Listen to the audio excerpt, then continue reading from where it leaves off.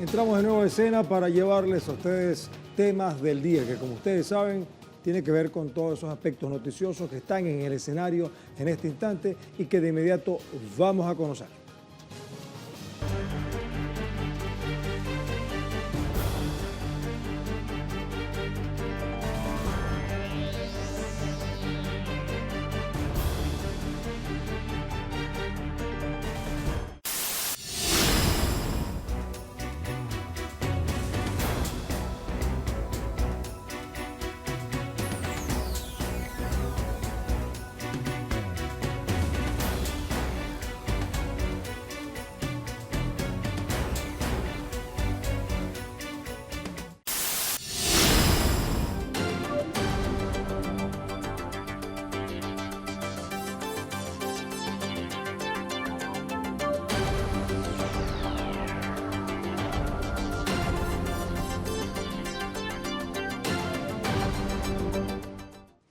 Muy bien, esos son los temas, tal como pudieron apreciar las imágenes. Saluda a Luis Guillermo García Bencomo y en nombre de todo el equipo vamos a presentarles primero que todo la pregunta que tenemos preparada para ustedes, para que participen. La encuesta que está publicada también en nuestra cuenta de Telesur TV en Telegram. Búsquenla en su teléfono celular y ahí la pueden ver con más detalle. Aquí está el contexto, veámosla. En el Foro Económico Mundial de Davos, en Suiza, China se presenta como el mercado líder global. Un avance estratégico que posiciona a esa nación asiática como el principal consumidor mundial. Recuerden que estamos hablando de casi 1.500 millones de habitantes. Entonces nos preguntamos y les preguntamos, ¿qué significa esa categoría de China para el mundo? Bueno, hay 4 opciones. Una, que es evidencia de que otro mundo es posible. 2, una señal de un nuevo orden mundial. 3, el imperialismo está agonizante. Y 4, que es un factor de confrontación mundial. Bueno, una respuesta es posible en Telegram, pero ustedes con sus opiniones confeccionan la tendencia.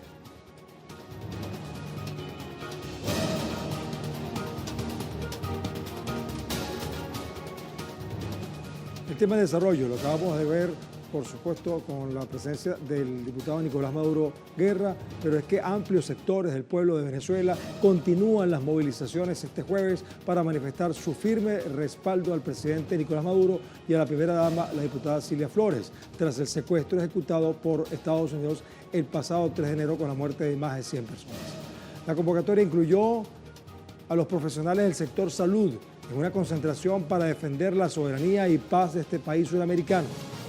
Los movilizados reclaman la pronta liberación del presidente constitucional de Venezuela, Nicolás Maduro, y la primera dama, diputada Cilia Flores, mientras agradecen al gobierno los logros alcanzados en el sector salud, reafirmando su compromiso con la revolución bolivariana. Además, condenaron las amenazas y agresiones del gobierno estadounidense en contra de naciones soberanas de la región latinoamericana y del Caribe.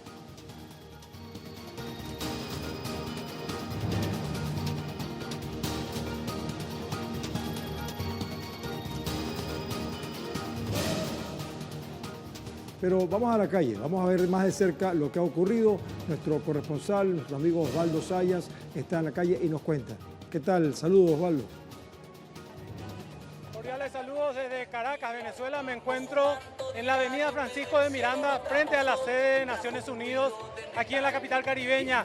El hijo del presidente Nicolás Maduro Moro, Nicolás Maduro Guerra, diputado, y los hijos de Cilia Flores, además de las hermanas del presidente Maduro, entregaron una nota a la sede de Naciones Unidas exigiendo la liberación inmediata, tanto del presidente como de la primera dama y diputada Cilia Flores.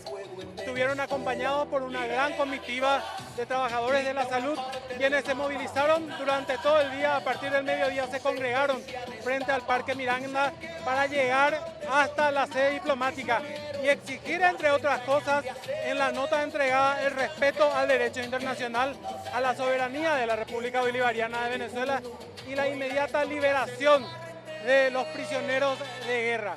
Fueron acompañados por dirigentes, trabajadores y sectores comunitarios que reivindicaban no solamente la libertad de estos líderes, sino todas las políticas sociales logradas en el sector salud por la Revolución Bolivariana de Venezuela. Anunciaron que seguirán movilizados en Caracas, en donde haga falta, para exigir el respeto por la soberanía de Venezuela y la libertad del presidente Maduro y de Cilia Flores. Esta es la información que tengo por ahora desde aquí. Volvemos con ustedes a estudios. Bien, muchas gracias a Osvaldo Sayas desde la avenida Francisco de Miranda, en el este capitalino, por su reporte. Vamos a seguir porque avanza el 14º Encuentro Nacional del Movimiento Sin Tierra en Brasil. Nuestro corresponsal Andrés Vieira nos tiene el reporte desde Salvador de Bahía. ¿Qué tal? Saludos, Andrés. ¿Qué tal? Saludos para ti, también para nuestra audiencia. Seguimos aquí desde Salvador de Bahía, este día cuando el movimiento de los trabajadores rurales sin tierra aquí de Brasil cumple 42 años y por primera vez en su encuentro nacional sale del espacio interno para dialogar con la población y con una pauta urgente, exigir la inmediata liberación del presidente Nicolás Maduro y de la primera combatiente Cilia Flores, también manifestar apoyo al pueblo de Venezuela, además también en defensa de la revolución bolivariana. El movimiento Sin Tierra es un aliado de primera hora del pueblo que resiste en Venezuela, el pueblo que lucha contra el imperialismo y que ahora exige el retorno de su presidente secuestrado en Estados Unidos el pasado 3 de enero. Así que será una marcha, el movimiento realizará una marcha el día de hoy, caminando aquí por las calles de Salvador, esa ciudad histórica. Estamos precisamente en el casco histórico, tierra de resistencia negra, la segunda ciudad, la ciudad más negra fuera de África. Estamos hablando de la cuna de la afroresistencia aquí en Brasil y justamente por estas calles el movimiento Sin Tierra, con la presencia de más de 3.000 campesinos de todo el país, marchará por las calles aquí del Pelourinho, en el centro de Salvador, para exigir la liberación del presidente Nicolás Maduro y de la primera combatiente Cilia Flores. Y nosotros, por supuesto, estaremos acompañando aquí desde las calles, marchando con el movimiento Sin Tierra en este día histórico, un acto en defensa de Venezuela por las calles de Salvador. Adelante, compañeros. Gracias, Andrés Vieira, desde Salvador de Bahía, en Brasil. Bueno, hablando de Venezuela, Venezuela está calificando como mensajes con elementos falsos, disfrazados como noticias, fake news, un reportaje del diario británico The Guardian.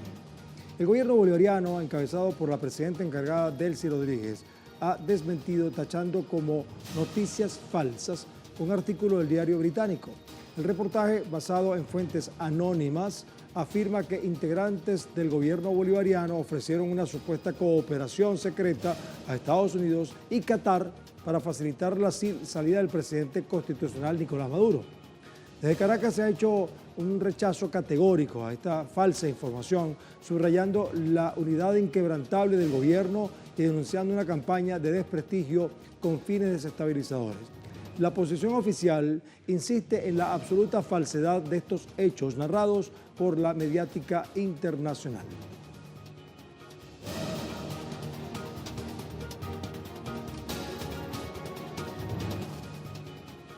También en Venezuela se realizó una misa en honor a los caídos durante el ataque militar estadounidense del pasado 3 de enero, que cobró la vida de más de 100 personas. La ceremonia religiosa se llevó a cabo en las instalaciones de la Universidad Central de Venezuela, en la ciudad de Caracas, y como cada jueves, en el recinto universitario, la misa fue oficiada por el padre Eduardo Soto para honrar la memoria de quienes murieron producto de este ataque bestial estadounidense a varias ciudades del país. Esto forma parte de las distintas actividades y ceremonias que se hacen a nivel nacional para brindar honores a quienes perdieron la vida, tanto a civiles como militares.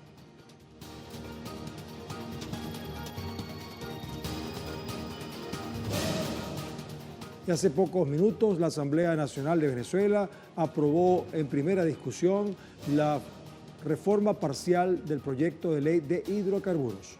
Dicho proyecto fue presentado en primera discusión durante una sesión ordinaria por el diputado Orlando Camacho del Partido Socialista de Venezuela, de conformidad con lo establecido en el artículo 104 del Reglamento Interior y de Debates de la Asamblea Nacional. Asimismo, Jorge Rodríguez destacó que el proyecto de reforma a la ley de hidrocarburos tiene el objetivo de llevar adelante las reformas necesarias que permitan un acelerado incremento de la producción de petróleo en Venezuela. Y también señaló que el legislativo y sus 15 comisiones permanentes se abocarán a la creación de 8 grandes códigos orientados a la simplificación del ordenamiento jurídico de la República, con el objetivo central de fortalecer la eficacia democrática y acompañar al pueblo venezolano en la construcción del país.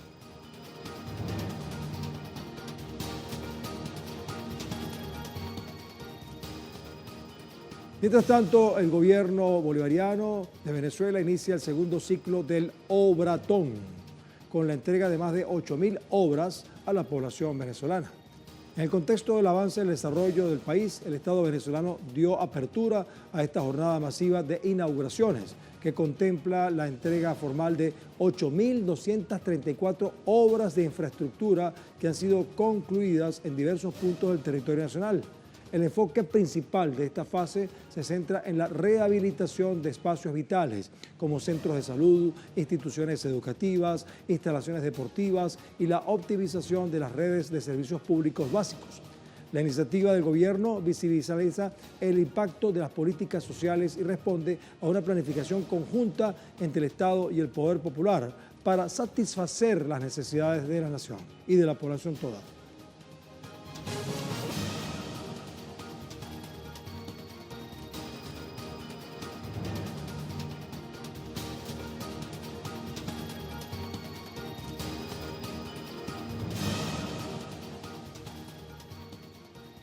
Bien, vamos a hacer una breve pausa aquí en Temas del Día, pero los invitamos a hacerlo mediante un video que vamos a presentar de inmediato. El desplazamiento que ha experimentado la población de Gaza no tiene precedentes. La falta de lugares seguros a los que trasladarse son extremadamente inusuales, según historiadores y académicos especializados en conflictos, en migración forzada y derecho internacional. Vamos a ver esto porque se repite tanto lo de Palestina que hay detalles que se nos escapan. Por eso este video es importante que lo vemos y luego regresamos con más de Temas del Día. Tras el alto al fuego en 2025, Gaza entra en una fase crítica que el mundo no puede ignorar. El 90% de su población sigue desplazada, atrapada en un territorio en donde las calles ya no tienen nombre. Esto es lo que llaman la destrucción total de la infraestructura para asegurar que no haya a dónde volver. Mientras en los pasillos de la diplomacia celebran éxitos, miles de familias en Gaza luchan por sobrevivir, enfrentando tormentas como la Byron, levantando muros de lodo con sus propias manos para proteger lo último que les queda, la vida. ¿Es esta una tragedia natural o es una estrategia calculada para asfixiar a un pueblo entero?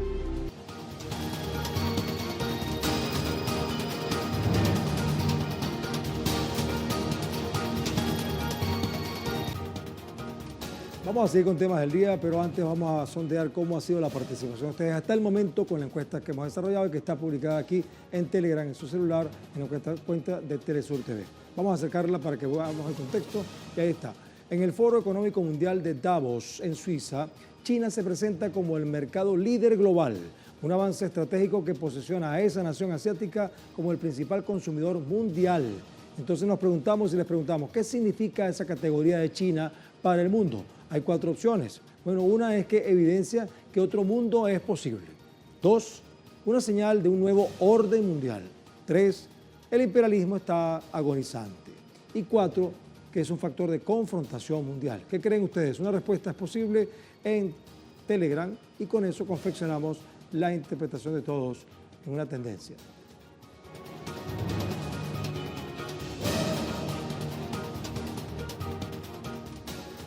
Bueno, hablemos de ese tema, ¿les parece?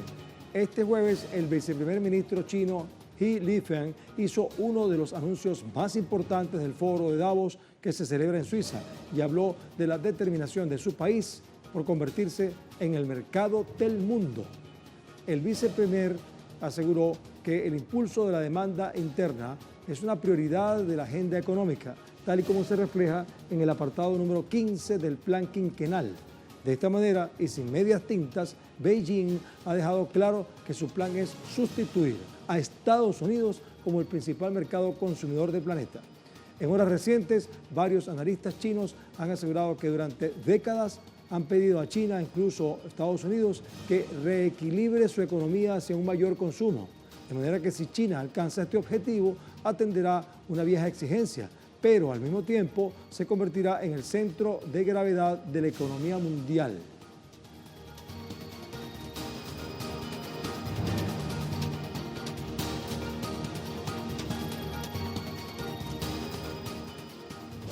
Y mientras China se ocupa de crecer más y más, el presidente de los Estados Unidos, Donald Trump, reitera amenaza de invadir Groenlandia. con el objetivo de tener el acceso total a la isla ártica. El mandatario aseguró que obtendrá los beneficios militares deseados y sin límite de tiempo, recalcando que es un tema de seguridad nacional e internacional, dice él.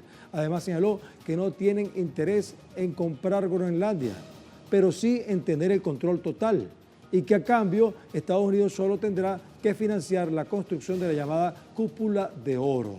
Trump informó que tras reunirse con el secretario general de la OTAN, Mark Rutte, logró el acuerdo futuro sobre Groenlandia y el Ártico, indicando que eliminará los aranceles a países europeos que entrarían en vigencia en 1 de febrero.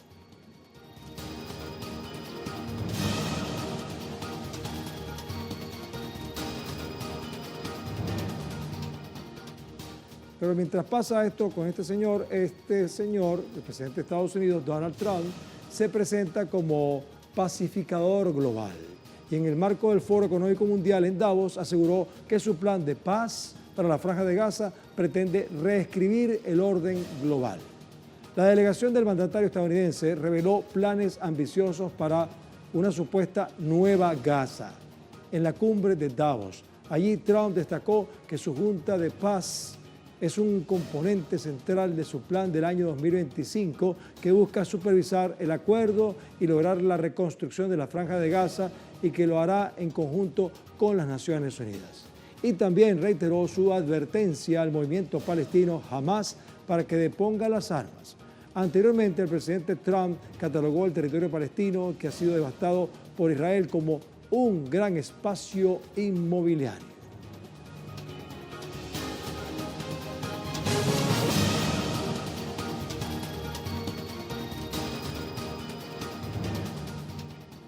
Y conectamos este tema con el que viene, que tiene que ver mucho con el otro, porque el presidente de Rusia, Vladimir Putin, se reunió con su par palestino Mahmoud Abbas, quien se encuentra realizando una visita oficial a Moscú para abordar temas de interés bilateral. En el encuentro, los mandatarios conversaron sobre el desarrollo económico, comercial, cultural y humanitario, así como la situación en Oriente Medio y la Franja de Gaza. El jefe de Estado ruso, Vladimir Putin, destacó estar dispuesto a destinar para la reconstrucción del enclave palestino al menos $1.000 millones que serán entregados al Consejo de Paz del presidente estadounidense Donald Trump, procedentes de los fondos bloqueados por la anterior administración de la Casa Blanca. Asimismo, Putin enfatizó que entre Rusia y Palestina cada día se profundiza el intercambio comercial.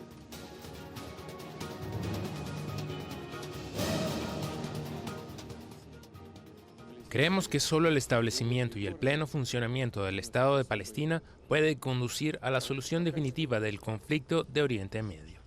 Nuestras relaciones siguen desarrollándose hoy en día, a pesar de todas las dificultades asociadas con la situación regional.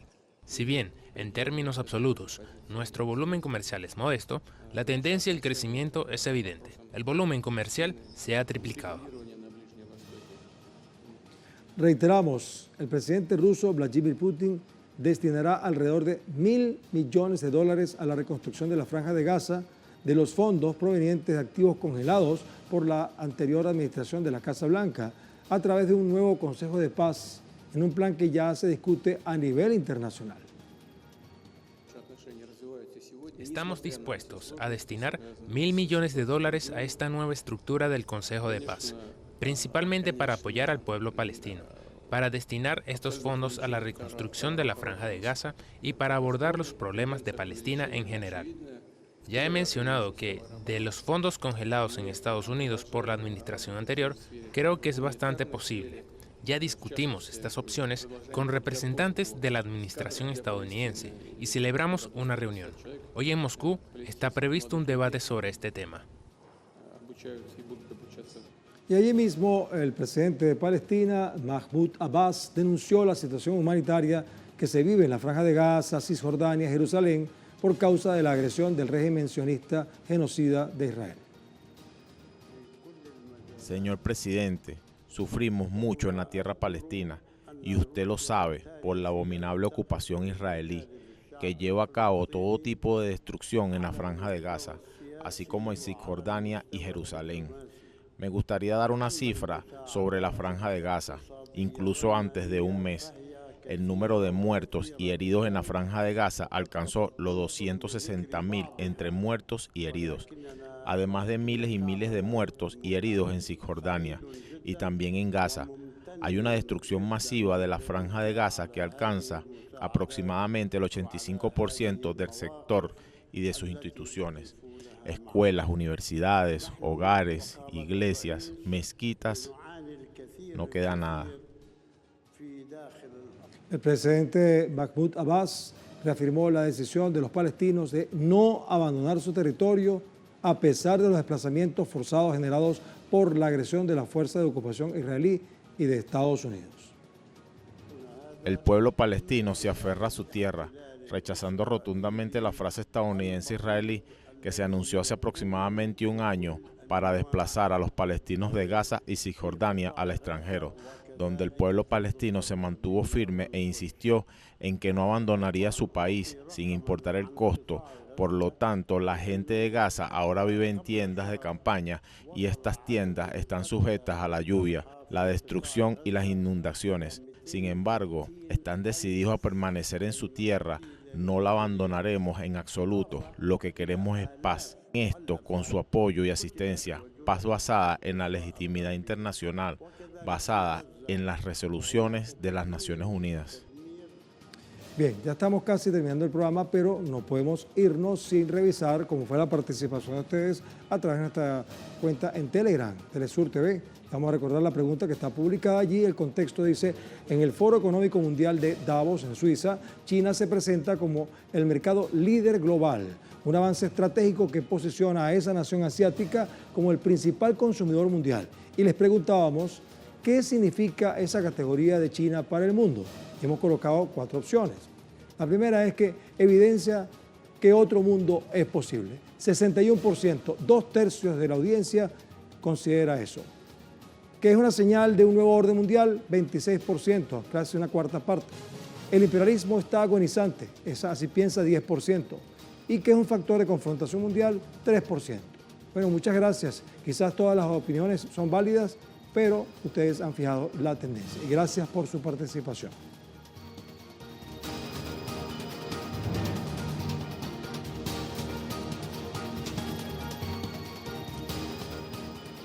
Bueno, ahora sí nos vamos a despedir, pero lo vamos a dejar como siempre con un video que ilustra algo interesante que está publicado en nuestras redes sociales. Es un material audiovisual que ustedes pueden conseguir allí entonces en Telesur, en cualquiera de nuestras cuentas. Se trata de algo que está en las montañas de El Hatillo, que queda al este de Caracas. Existe allí un refugio de paz, el santuario de la Virgen de Satanudos, un lugar donde el viento se lleva las preocupaciones y las cintas blancas guardan las esperanzas de miles de personas. Qué bonito, qué poético. Con eso lo dejamos para una próxima oportunidad aquí en Temas del Día. Hola, este es el santuario de la Virgen de Satanudos y ven que te lo cuento todo. Hoy te llevo a un rincón del Hatillo donde esos nudos del corazón, dicen, comienzan a soltarse. Un pueblito histórico del estado Miranda al sureste de Caracas. Este santuario es un espacio de silencio, oración y sobre todo de mucha fe. Pero lo que más amé es que el templo es la naturaleza misma. Ahora, si hablamos de historia, la devoción nació en Alemania en el año 1700, pero fue el Papa Francisco quien lo hizo popular en Latinoamérica. La imagen muestra a María rodeada de ángeles, recibiendo una cinta llena de nudos, que estos representan nuestros problemas, y así la entrega perfectamente desatada. Lo primero es la cinta blanca. En ella escribes esas peticiones o situaciones que te agobian. Al amarrarla, entregas ese nudo a la Virgen. Ver la cantidad de cintas blancas realmente es conmovedor, pero del otro lado están las cintas de colores, que se amarran solo para agradecer cuando ese nudo ya fue desatado. Ver estas de colores es esperanza pura. Me impresionó porque se siente como una paz, una sensación de tranquilidad. Y más allá de la religión que profeses, este lugar te obliga a hacer una pausa, a soltar lo que no puedes controlar. Me voy de aquí un poco más ligera, recordando que a veces para avanzar solo hace falta confiar.